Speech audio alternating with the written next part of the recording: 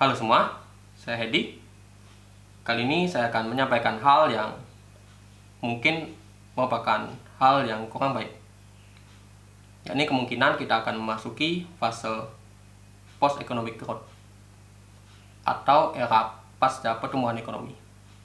Era tersebut terjadi seiring dengan keterbatasan sumber daya manusia dan sumber daya alam yang ada di bumi ini.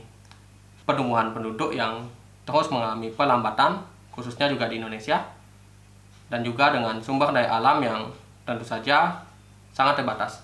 Hal tersebut membuat pertumbuhan ekonomi tidak mungkin terjadi selamanya, kecuali jika kita mengandalkan inovasi dan teknologi. Nah, apa dampaknya terhadap investasi kita di saham? Dan tentu saja perusahaan akan terus bertumbuh ketika perekonomian terus mengalami pertumbuhan. Jika perekonomian tidak bertumbuh, cepat atau lambat perusahaan juga mengikutinya. Perusahaan besar yang selama ini terus mengalami pertumbuhan, cepat atau lambat bisa saja mengalami stagnasi akibat keterbatasan jumlah penduduk di Indonesia. Untuk ekspansi ke luar negeri pun tampaknya beberapa perusahaan tidak memiliki pilihan tersebut, atau bahkan memang tidak mungkin untuk berekspansi karena perusahaan tersebut merupakan perusahaan asing, sehingga pertumbuhan perusahaan tentu sangat bergantung pada pertumbuhan perekonomian di Indonesia. Ketika suatu perusahaan sudah menjadi sangat besar dan semakin banyak masyarakat menggunakan produk tersebut, maka tentu ruang untuk bertumbuh sudah semakin sangat terbatas. Sehingga strategi perusahaan tersebut adalah tetap bertahan. Dan saja strategi tersebut akan menimbulkan tantangan yang baru, yakni tantangan perusahaan-perusahaan lain yang baru mengalami pertumbuhan, yang tentu saja bisa mengancam eksistensi perusahaan tersebut. Nah, bagaimana strategi untuk menghadapi era ini? Bagi saya ada 3 hal. Yang pertama, belilah saham di harga yang murah. Seringkali investor berubah pendirian dengan cepat dari greedy yang berlebihan menjadi fear yang berlebihan, hanya karena perusahaan tersebut telah berhenti mengalami pertumbuhan. Padahal sebenarnya fundamental perusahaan tersebut masih bagus. Hanya saja perusahaan tersebut sudah tidak bisa berkembang lagi karena keterbatasan demografi. Ketakutan berlebihan tersebut menyebabkan harga sahamnya yang sebelumnya sangat overvalue akibat over optimisme investor berubah menjadi over pesimisme. Harga sahamnya terus mengalami penurunan atau mengalami stagnasi sehingga sampai di titik undervalue. Pada saat titik itulah kita mulai berinvestasi pada perusahaan tersebut. Saya memiliki banyak contohnya, beberapa di antaranya sudah pernah saya bahas.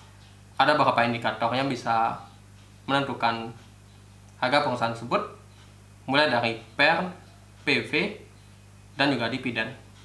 Jika harga saham mengalami penurunan, akan tapi diikuti dengan PER dan PBV yang terus mengalami penurunan, hal tersebut berarti emiten tersebut tengah mengalami koreksi. Emiten yang mahal, meskipun mengalami fundamental yang bagus, umumnya memiliki dividen yield yang kecil. Meskipun emiten tersebut sangat loyal membagikan dividen dengan dividen pada rasio yang terbilang rasional, katakanlah sekitar 50% dari laba bersih. Akan tapi karena harga sahamnya terlalu tinggi, sehingga dividen yang diberikan menjadi kurang menarik. Seiring dengan waktu, karena ketidakrasionalan investor tersebut menyebabkan harga sahamnya turun terlalu dalam, sehingga ketika kita sampai pada titik di mana harga saham tersebut menghasilkan dividen yield yang menarik, yakni kurang lebih di atas 3%, maka saya bisa katakan emiten tersebut terbilang menarik, meskipun emiten tersebut tidak mengalami pertumbuhan lagi. Dan itu merupakan poin kedua saya, yakni dividen. Mengapa dividen? Karena meskipun ekuitas perusahaan tidak mengalami pertumbuhan, sehingga harga sahamnya cenderung mengalami stagnasi, setidaknya portofolio kita terus mengalami pertumbuhan yang diakibatkan oleh dividen. Dividen yang berasal dari pembagian laba bersih.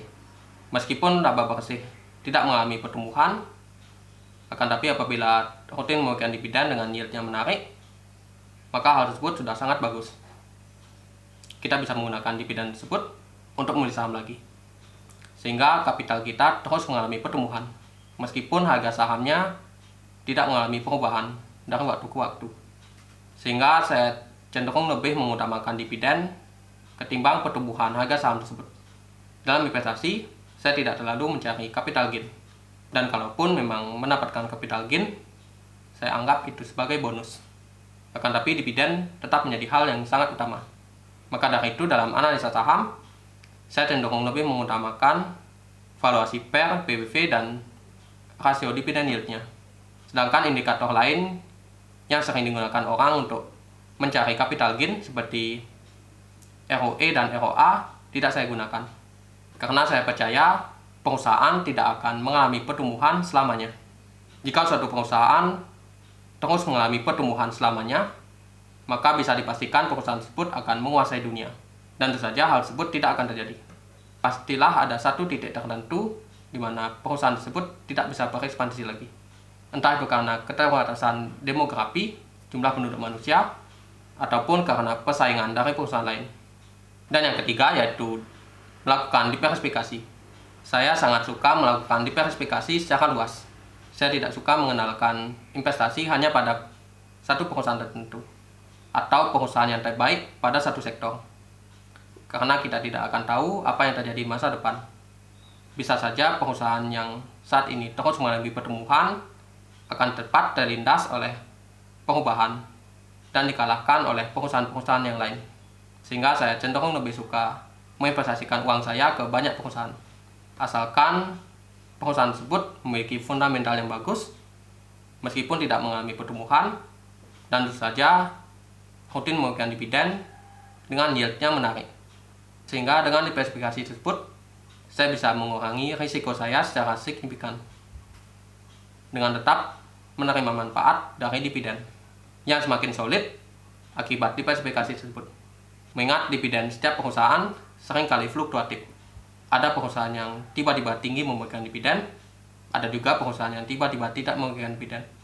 Jadi dengan diversifikasi, saya bisa mengurangi kerugian dari seandainya perusahaan tersebut tidak memberikan dividen lagi, atau memotong dividennya karena penurunan kinerja atau karena kebijakan perusahaan.